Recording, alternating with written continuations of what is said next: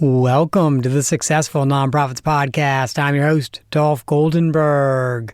Listeners, we are bringing Rob Acton back on the podcast today to have a conversation about recruiting and onboarding great board members.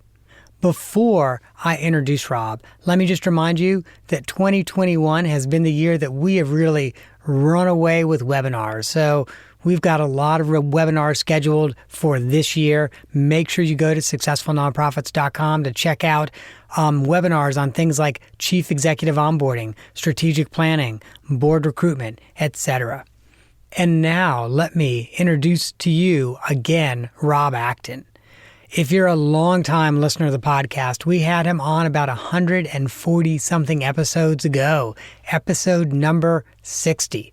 And in that conversation, we had a great chat about a number of different topics. We talked about how to have board meetings that don't make your board members want to go to sleep or drink.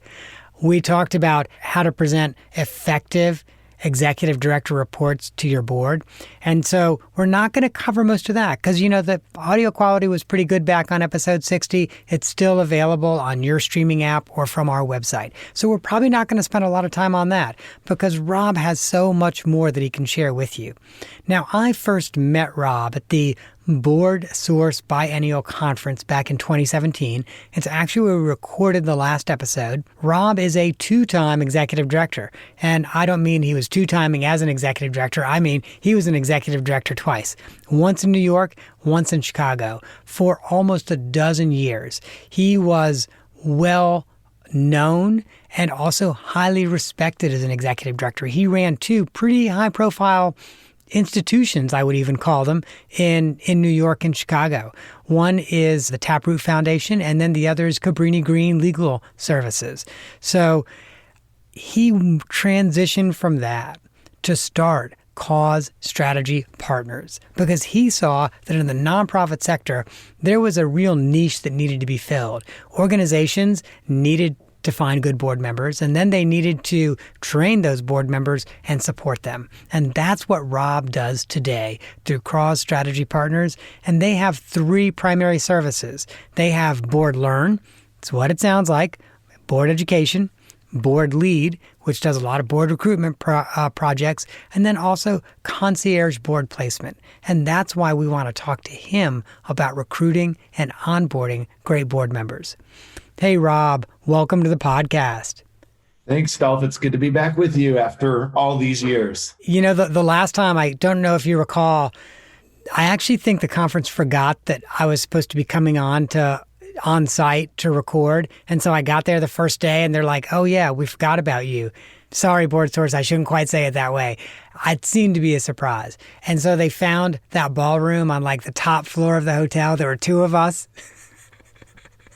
Right, in 2,000 square feet. And now we're pandemic times. So you're in a little tiny glass booth in a WeWork, and I'm in a closet that I've outfitted to be a recording studio. So how the times have changed in 4 years. And I apologize for, I'm right near the elevator, so we might have some traffic back and forth, but it's a busy office. Well, and I do know that what you're going to be sharing with our listeners is gold. And so it's well worth us having to hear a little bit of traffic in the background. So talk to me about Board Lead so that our listeners understand what that is. Sure. So Board Lead is our signature program. It was actually the first thing we built at Cause Strategy Partners 6 years ago. And it's a corporate partnership-based board placement training and support program.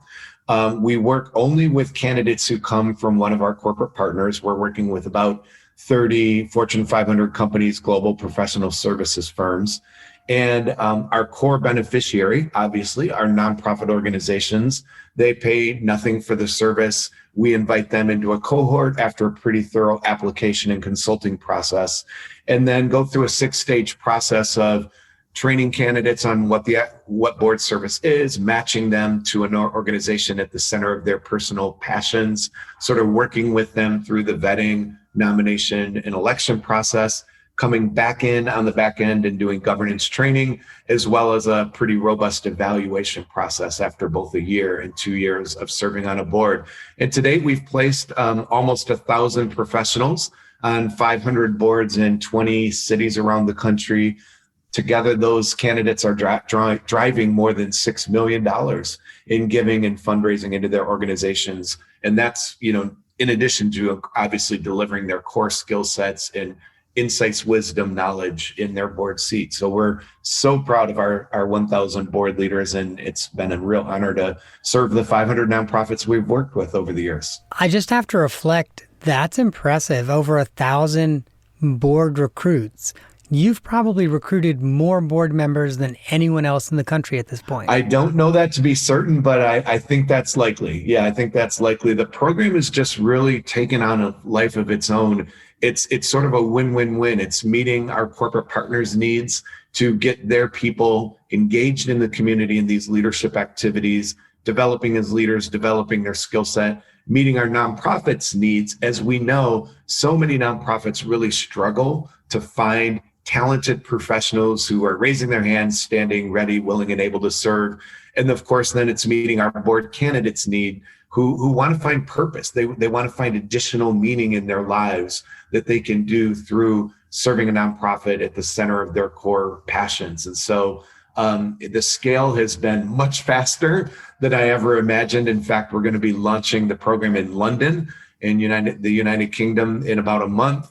And then we're looking at other global cities as well. So it's been an incredible 6 years and so fulfilling to help people find their purpose through nonprofit board service and help our nonprofit partners find these immensely talented professionals to serve with them.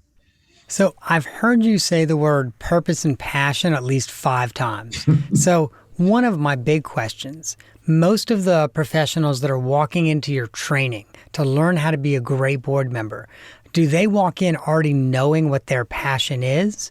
No, I would say no. And they also don't really understand fully what they're signing up for. And so before they sign up, we actually meet with them. We do about an hour-long training that really just dives into the core role and responsibilities of board service and puts a heavy emphasis on the commitment.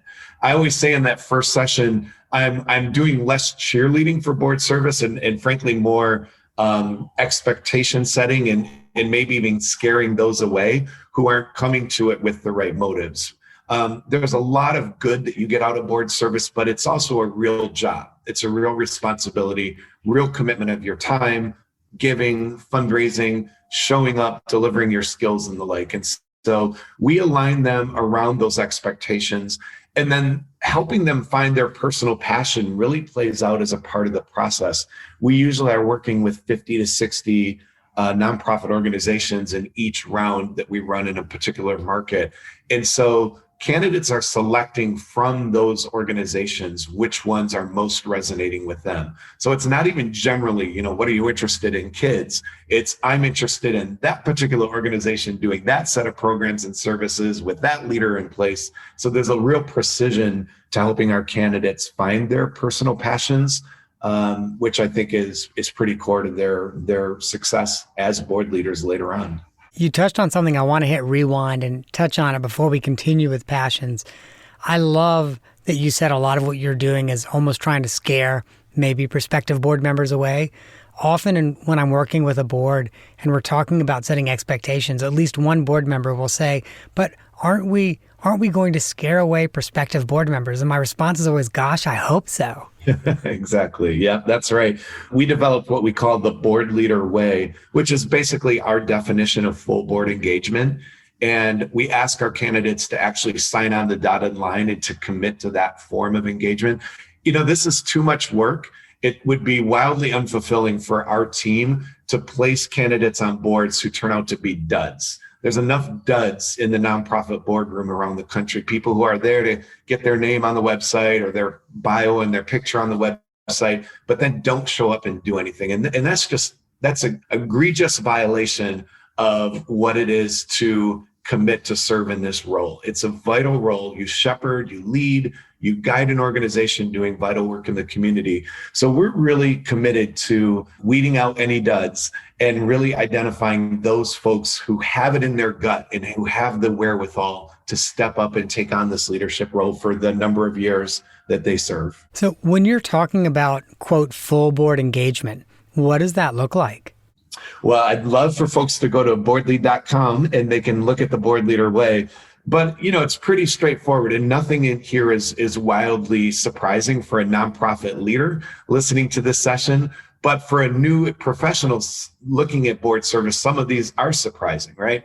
It's showing up at meetings, committing to attend all or almost all meetings, serving on at least one committee, giving a personally and even sacrificial gift each year, participating in all fundraising efforts, leveraging your core skill set to drive value in that functional area best, committing to use your power in the boardroom to advance diversity, equity, and inclusion, that we have those kinds of organizations being led by board members who understand that, committing to finish each elected term.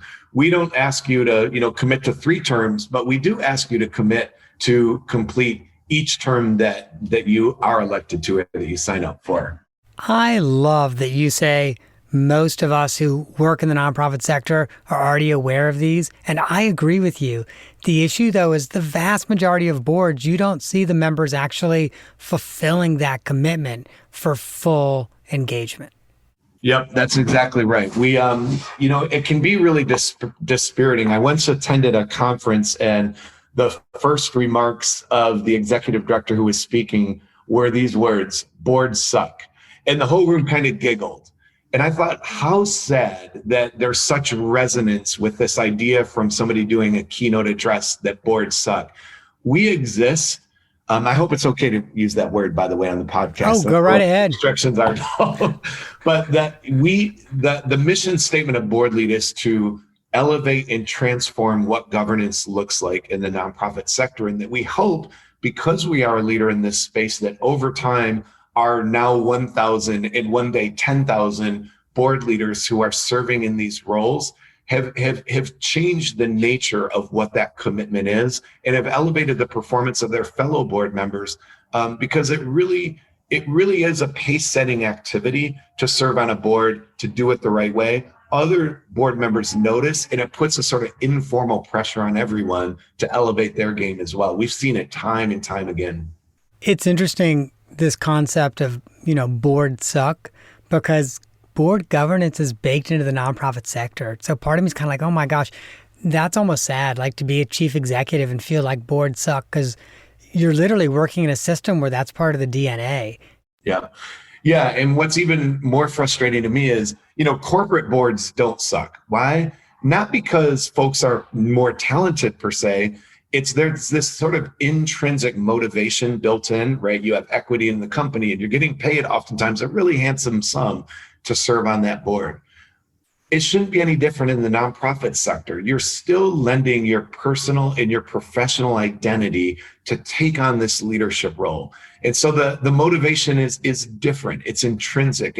You're passionate about the organization. You understand the importance of that organization in the community, and you step up to do the job. And so I really think that our board, and by the way, we do this evaluation work and understand the impact our board leaders are driving. And it's pretty exceptional that they really are taking on this role, eyes wide open, fully committed, and both quantitatively and qualitatively, we're hearing about the impact that they're driving. So yeah, I'm really proud of our board leaders. And again, over time, we hope the net effect is sort of a redefinition of what governance is in our sector, so that it's just not acceptable to be that board leader or board member, who signs up but doesn't show up. And so you mentioned that you're also doing an evaluation 1 year in and 2 years in for people that you place. What does that evaluation look like?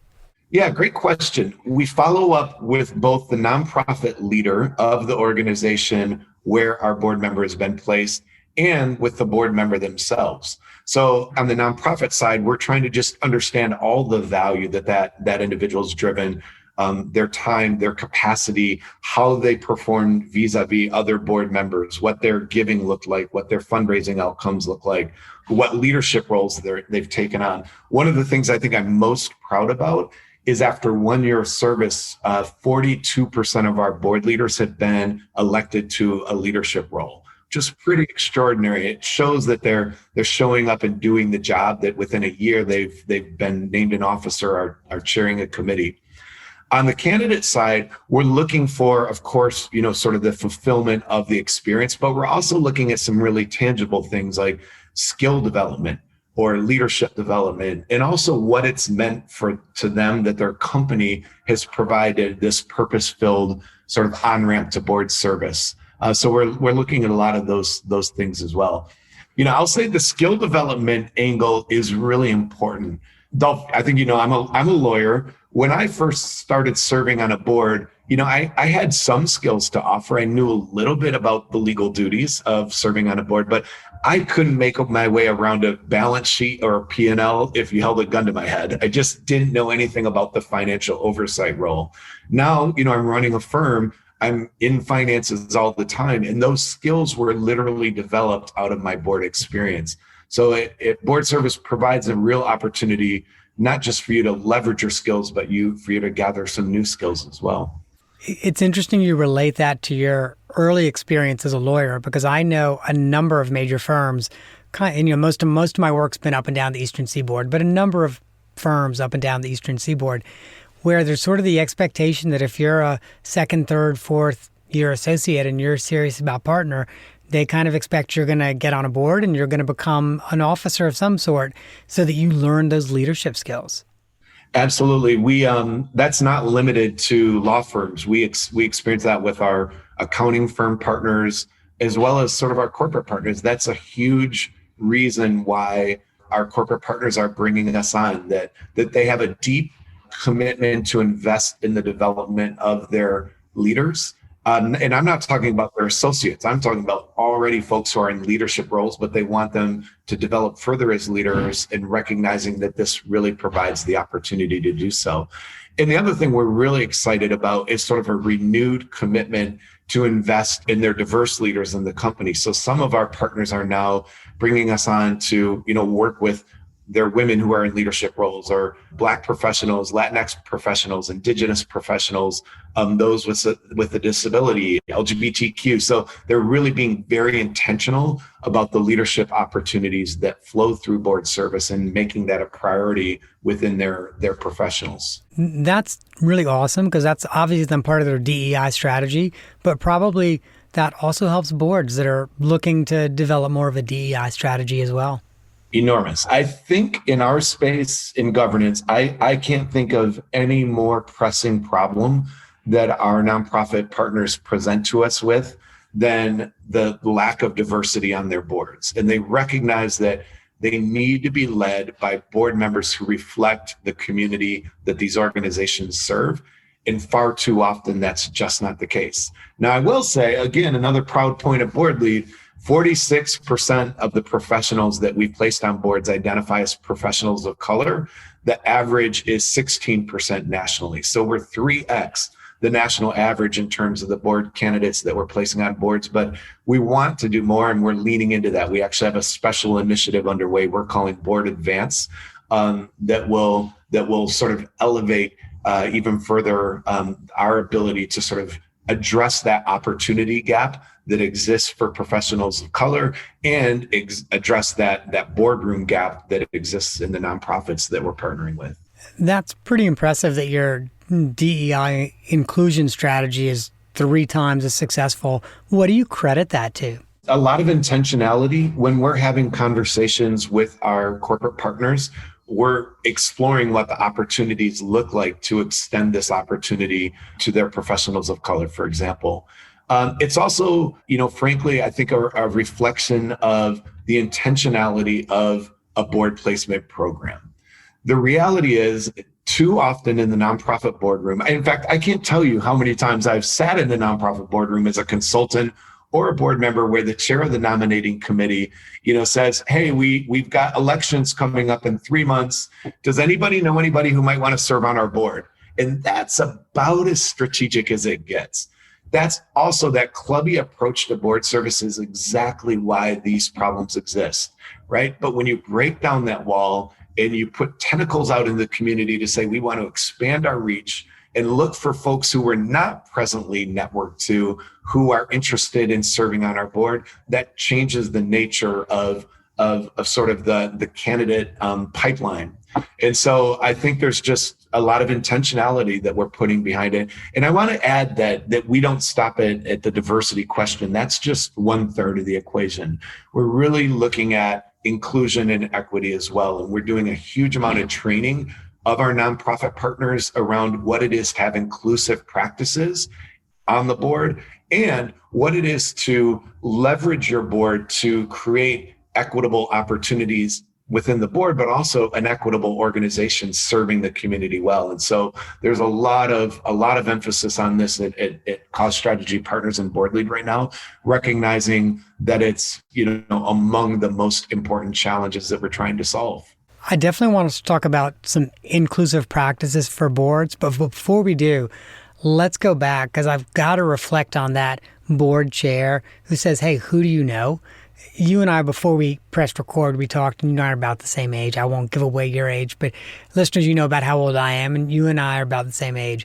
And I've always thought of that as the friends and family program. And I don't know if you remember back in the 80s and 90s, back when you used to have to pay for long distance, and by the way, listeners, if you're not of a certain age, you don't know that it used to be to call from one city to another, to call from Philadelphia to New York was a long distance phone call. And your grandmother would only talk to you for 2 minutes because she was paying long distance charges, right? Right, exactly. And it wasn't, it was not cheap, even by today's standards, but much less back then, 75 cents a minute or $1 a minute or something like that. But if you recall, there was one phone company that said, oh, we have a friends and family plan. And if you register up to 5 people and they, as it being in your friends and family, we're only going to charge you $0.25 a minute or whatever. But what I've always reflected on is, the friends and family plan couldn't keep a phone company running because they ended up not working out with that plan. And the friends and family recruitment plan also did really not keep a board running. It's like, right. if you're just like, oh, who do we know? Well, at some point, this house that you've built around only people you know collapses. Absolutely. It's a great example, Dolph. But let's talk for just a bit about maybe some inclusive procedures that boards can have.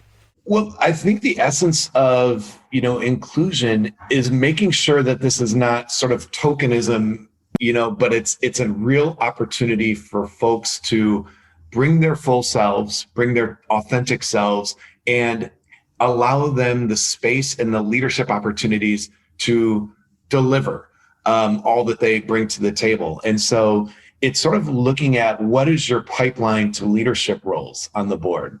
Do we just think about sort of the same longstanding board members who will always end up in chair roles or officer roles, or are we in year one grooming our new board leaders who maybe are bringing some of the diversity that we lacked prior? Are we grooming them for those leadership roles?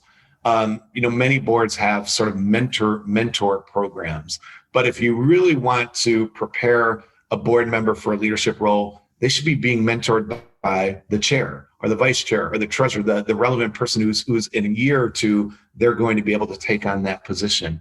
And then I think much of it also just falls to the board chair in the way they navigate and lead both the board and a board meeting itself, right? How are you thinking about leveraging your board members, and how are you inviting them into the conversation?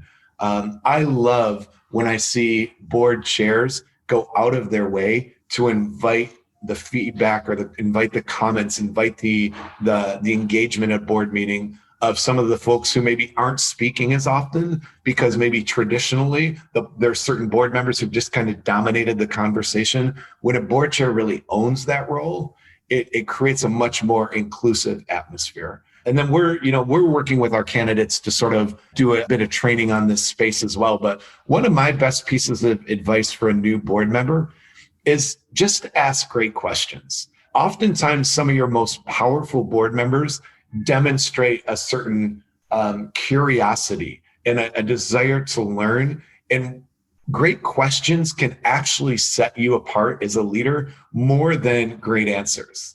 Because, we're kind of used to the board member who knows everything and who just is always talking. But when board leaders are demonstrating that curiosity and that intrigue and that desire to dig deeper and understand so that they can be great governors, I think that's a really strong way to demonstrate leadership. I have to share that you just made me feel so good because I'm leading a board retreat this weekend, and for the breakout sessions, every breakout group just has questions. So it's not like, oh, you should talk about A, B, C, D, E. It's like, okay, here are the 5 questions you just need to explore. Absolutely. Yeah. And there's huge power in that, especially for a new board member who's kind of starting down their governance journey. Mm-hmm. Now, I've got to make sure, Rob, that we save time for the off the map question. And, this is an opportunity for our listeners to get to know you just a little bit better, get to know the person behind the public figure that is Rob Acton. So you're New York based, and like a number of people that are New York based, you really enjoy Broadway. Guilty as charged. So you know what question I'm about to ask you. If you were to think of the lifetime of Broadway shows you have seen, which one is your favorite? Love this question. And I live on 55th and Broadway now, which is about 5 blocks from the Broadway theaters. So pre-COVID, I had the opportunity to go quite regularly.